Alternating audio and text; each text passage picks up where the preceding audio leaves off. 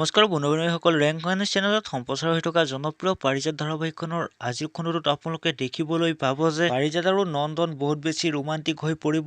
আনফালে মাধু সলনি হ'ব আৰু মাধুৱে আগৰ কথাবোৰ সহজভাৱে লৈ ঘৰৰ সকলোবোৰ কাম কৰাৰ কথাটো জবায়ে পাৰিজাতক ক'ব আৰু মাধু যে ইমান সোনকালে সলনি হ'ল সেই কথাটো পাৰিজাত আৰু জবাই চিন্তা কৰিব। আনফালে পাৰিজাতে নন্দনক পুৰণি কথাবোৰ পাহৰি নতুনকৈ ভালদৰে মাতবোল কৰিব আৰু তেতিয়া নন্দন বহুত বেছি আচৰিত হ'ব। এতিয়া বাৰু সঁচাকৈ মাধু সলনি হ'লনে নে পুনৰ এক নতুন ষড়যন্ত্ৰ ৰচিবলৈ এই সকলোবোৰ অভিনয় কৰি আছে। আনফালে পাৰিজাতৰ মাকে শৰতক পাৰিজাতৰ ঘৰলৈ যাবলৈ ক'ব। এতিয়া বাৰু শৰতে পাৰিজাতৰ মাকৰ কথা মানি পাৰিজাতহঁতৰ ঘৰলৈ যাবনে?